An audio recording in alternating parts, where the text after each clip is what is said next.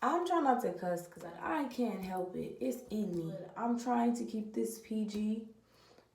Most likely that won't happen. So if you are not okay with me cursing, I advise you to watch somewhere else.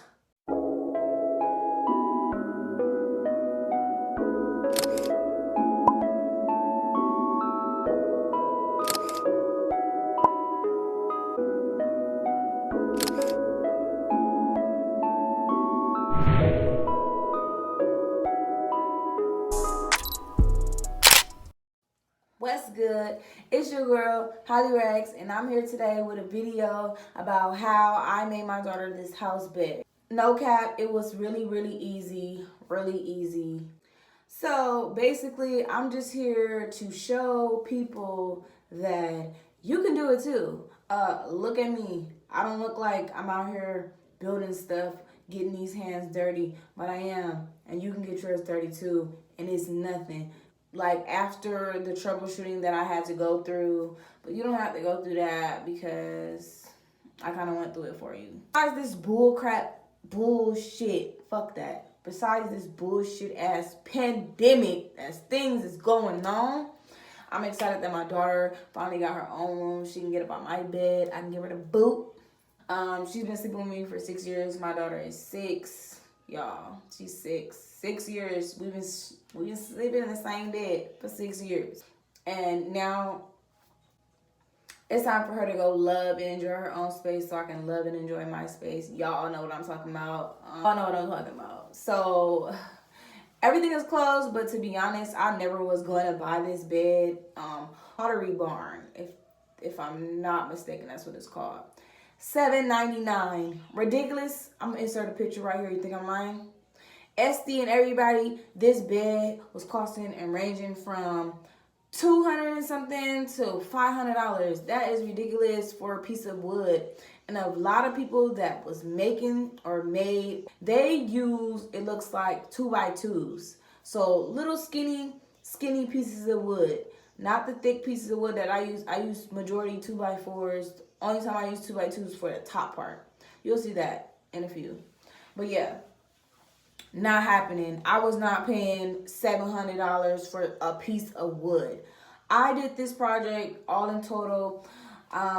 You could just say I spent $100, but that's just with the tools and everything else that you're gonna need. But with the wood by itself, I spent about $65 to $70. So just for that, I got all this in a bargain. What? I'm not paying, man, that's out. I'm not paying $700. No. I feel like I have to try first, and that's exactly what I did, and I slayed it. Okay? I laid it and slayed it, and you can too. It really was not hard. So come on, you guys, jump on this bandwagon. Do stuff. You feel me? Stop giving these people your money. Stop giving these people your hard work and money, and just try. I mean, you get this lovely experience that you get to share with your kids. Your kids get to enjoy it a little bit more.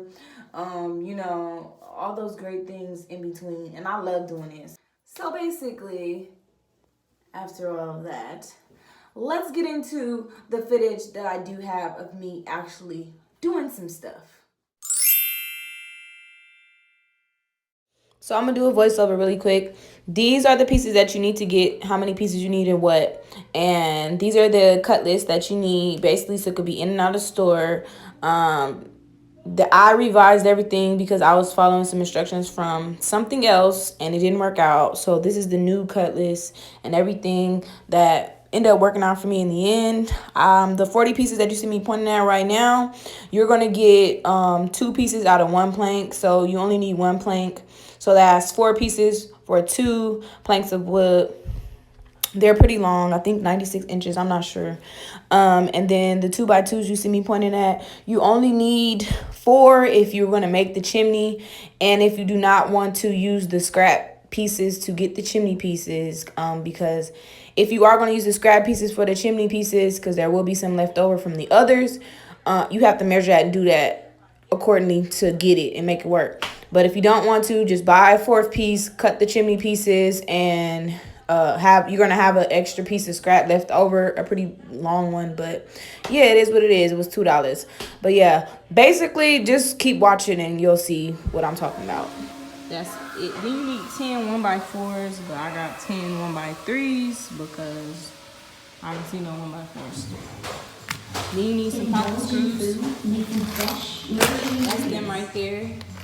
You need some nails. Probably that's for this, but I don't got no nail gun.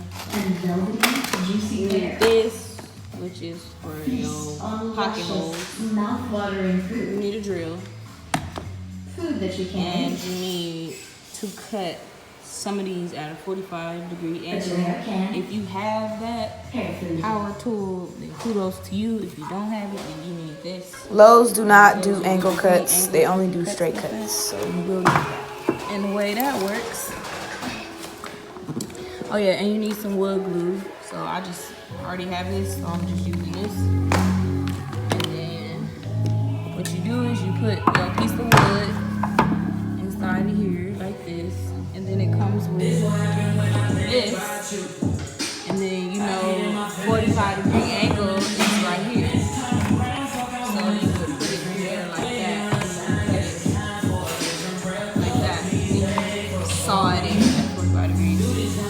Now this is gonna be hard because I gotta do at least 6 of these 2x4s. So I got this one, it's a scrap piece just to see like if it can be done. These bitches might not need these. You can use these instead, just in case I need them. I got them. I need this, and you might need some sandpaper, but you ain't gonna need some. And then I got some paint. You ain't gonna need no sandpaper if you would just get the smooth wood, which would be this one right here. This is the smooth one. This the raggedy one. You can see I didn't really think that through when I was picking the wood. See how this is smoother? Yeah. Basically, to sum it up, when it comes to the 2x4s, there's 3 different qualities: high, low, mid. I got a mixture of both. One has less flaws. The lowest quality has more flaws. The mid doesn't. If you're going to leave it natural, get the mid. If you're going to want less flaws, get the mid. If you're going to paint it, you can get the lowest quality. You won't even know the difference. The process of this shit, literally.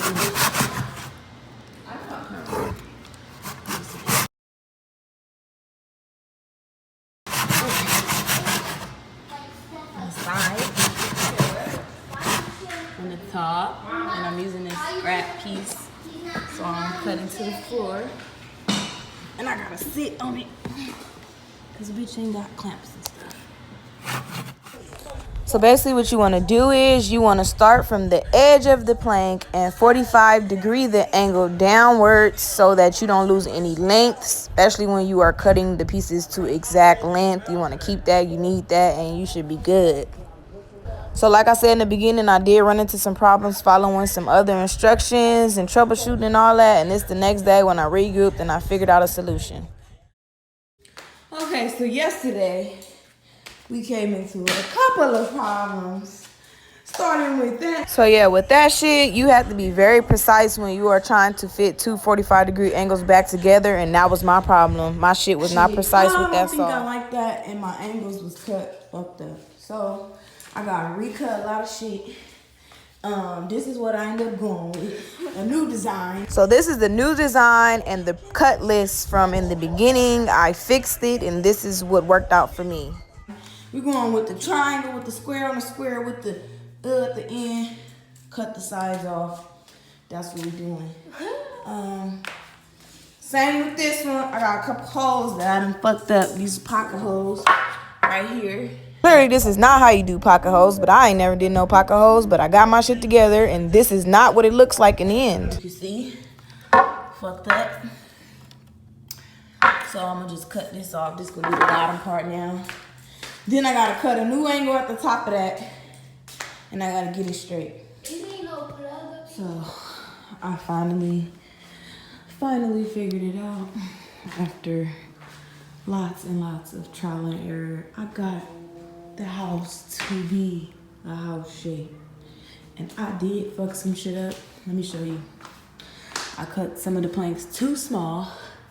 As you can see, I had to piece some extra pieces together. Look, That one, these are the original sizes. This one, and these right here are the two that extra pieces. Same on this side. I almost gave up, y'all, but I figured it out. See that? I put a piece here and a piece there to extend it.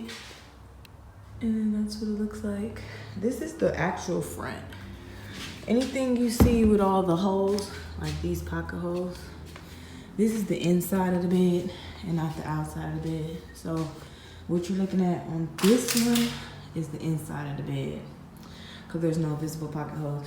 Now, it's only one visible pocket hole on the front of this one because I had to improvise. I'm improvising here, and then I just have to cut this off like at an angle like I did with this one, as you can see right here. I just gotta cut that off. I mean, I should have left it because it actually doesn't look that bad on. It don't look that bad on. Like on it doesn't look that bad. Off of it kind of look a little funny, but I'm not putting that back on there. I'm not gluing no pieces back on there. Or this can actually, I can actually keep these on. These right here, I can keep these on. And this could be the front of the bed. And then I have to put the chimney right here on it. And that could be on the front of the bed. And then this could be the back. Or one could be the front and one could be the back. But I'm not sure which one to put the chimney on. Okay, but what I'm doing now, this is the last part. The last part, thank God, okay? I am putting pocket holes into the boards. As you can see what a pocket hole is. Well, let me show you this one. Well, I got the light on it so you don't get to see the shadow, but it's holes that go down so that they can connect to the base. See, that one doesn't have it. This is my ghetto makeshift way that I'm doing it.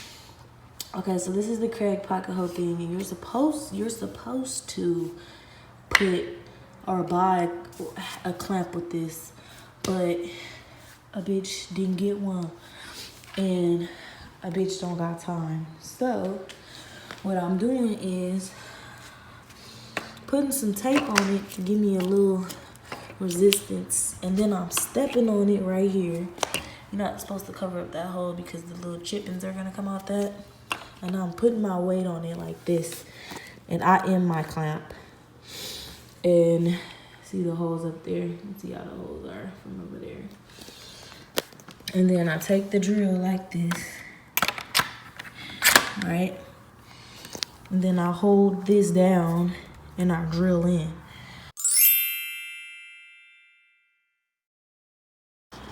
Right there.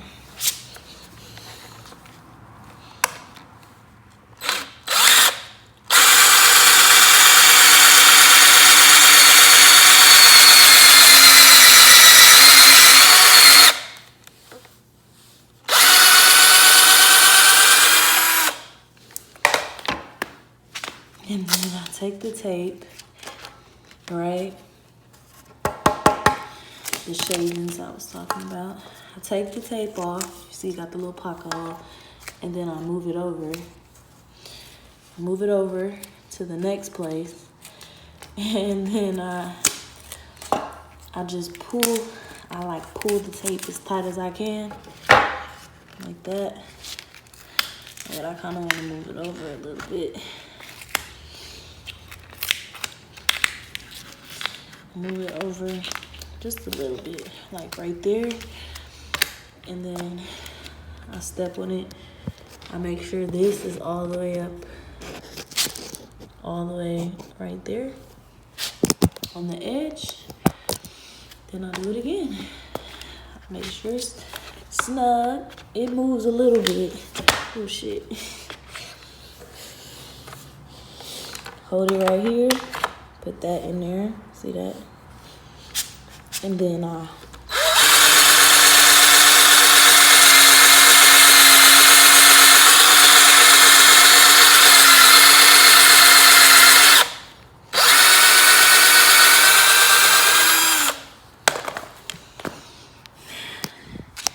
and that's how I gettily do pocket holes the trap way.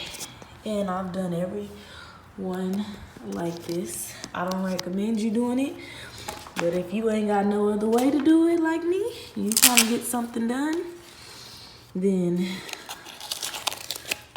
go right ahead. You see that?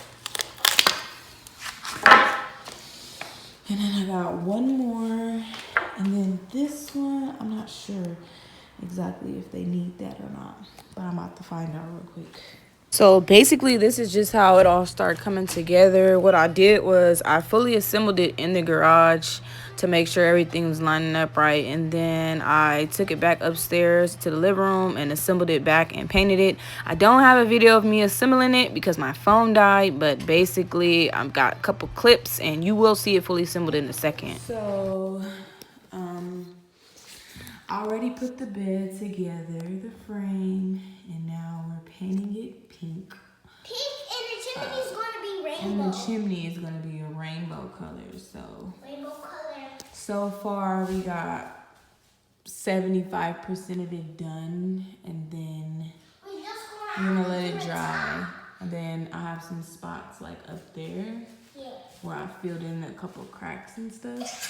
I have to wait probably tomorrow or later to paint that, but not right now because it's still wet. And then, you know, some cracks over there and stuff. Then the bottom and everything.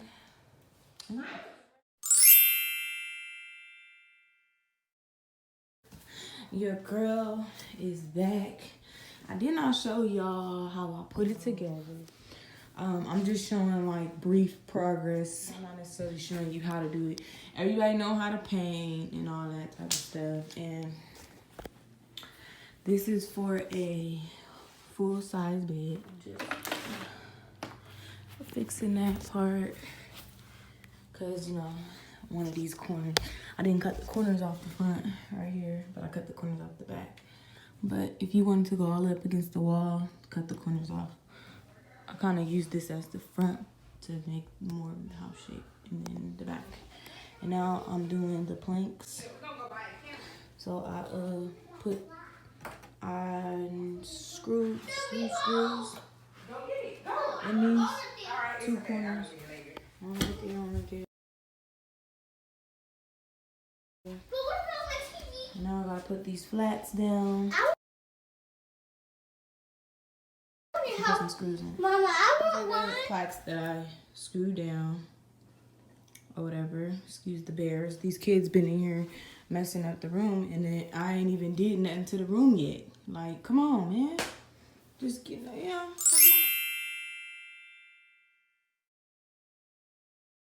Just in case anybody cared how I assembled it, basically it's 8 pieces of front, back, side, two bottom rails, top rails, and a bridge.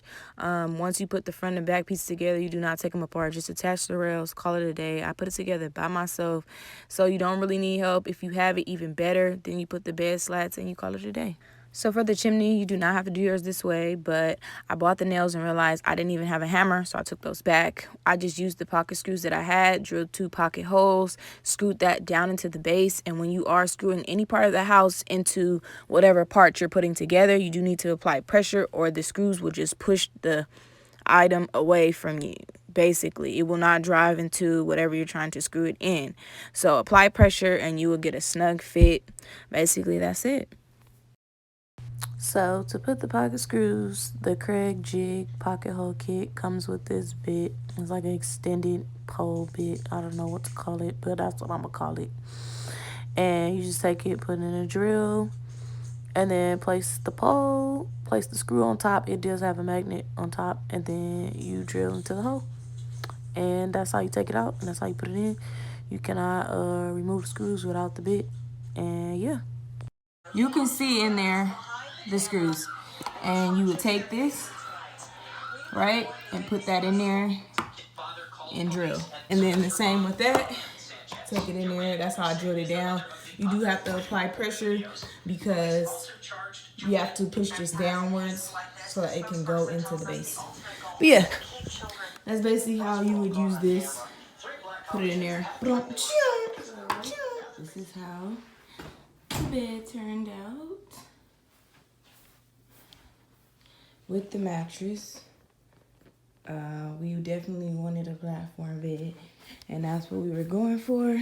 Definitely, if you want to raise it up, you can by just putting a box spring up under there. I might consider putting like a small box spring to raise the bed up a little bit more. Yeah, I might consider that. But yeah, there you go.